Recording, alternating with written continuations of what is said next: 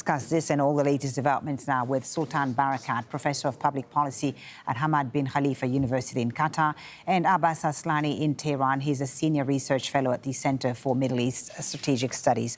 Gentlemen, thank you both for being with us. Abbas Aslani, let me start with you.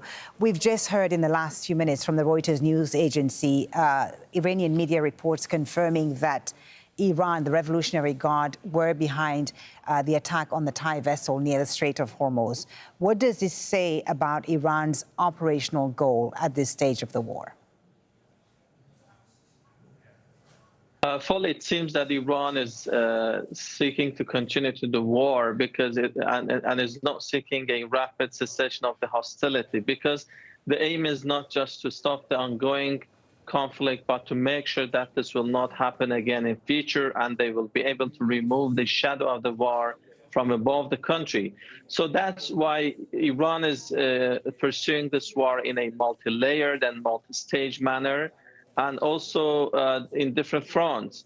It is not just limited to the military battle, but also economic and geopolitical conflict seems to be underway as well.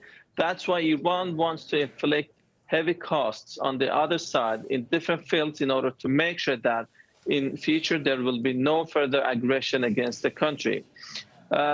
Strait of Hormuz is playing an important role in, let's say, increasing the oil prices. And the U.S. is insisting that the waterway needs to remain open, but Iran has been trying to somehow close it, and even the country does not need a permanent closure of the strait, but even occasional disruptions also can impact the market.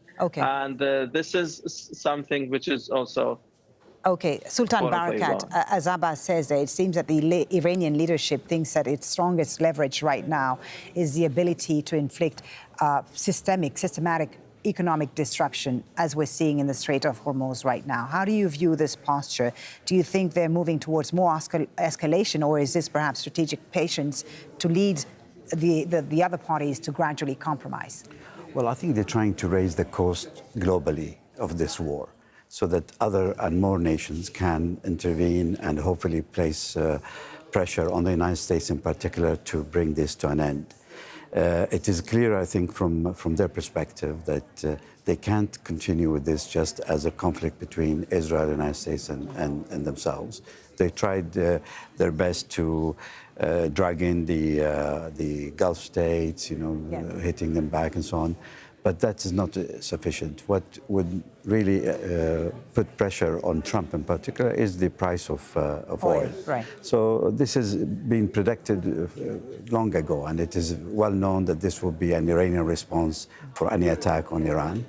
The question really is, why did Trump do it? And why is he willing to extend this war so far without taking any measures, including within the United States, to reduce the oil prices, for example, to tap into his strategic reserves and so on.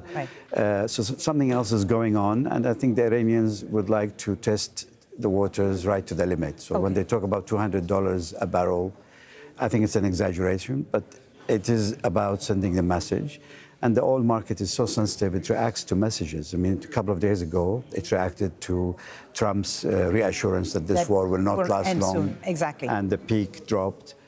So this is part of this game. Let me just ask you, Sultan, you mentioned the Gulf states, and we've just heard from the U.S. Interior Secretary, who was speaking to U.S. media, who said that Gulf state allies should realize that this is short-term disruption for long-term transformation.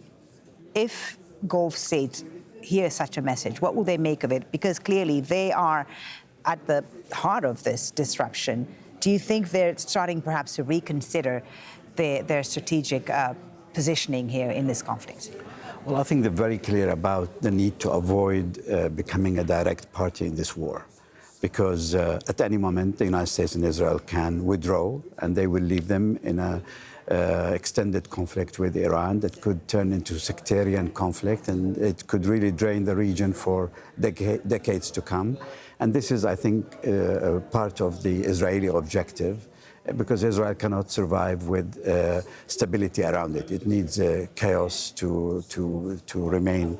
So they're doing their best to avoid that scenario, and I think that's the right thing to do for now.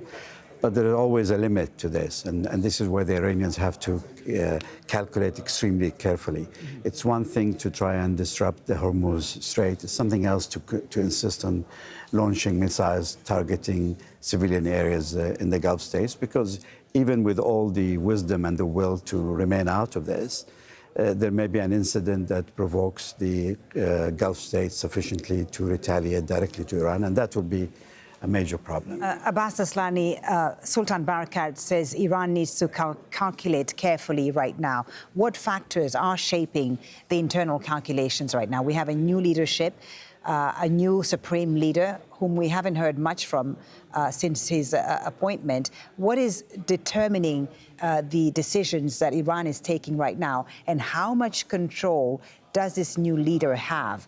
Who's dictating the strategy in Tehran? Well, yes, we have indeed the new leader in office in Tehran, but as you said, we have not heard much about him. But he was working with his father when the late leader was running the country. He's quite well aware of the machinery of the state. He was the ears and eyes of his father. And he worked with different security and political institutions here in the country. So what we can be expecting at the moment is a kind of continuity in terms of Iran's foreign policy and security policy in the region. He is expected to appoint high-ranking commanders who were lost, as a result of in the early days of the aggression. And I think he will try to further synchronize and unite those institutions in the face of this foreign intervention. In addition to that, I think the domestic unity, functioning as a focal point to unite different factions and, average citizens at the time of a war is also very important for the country.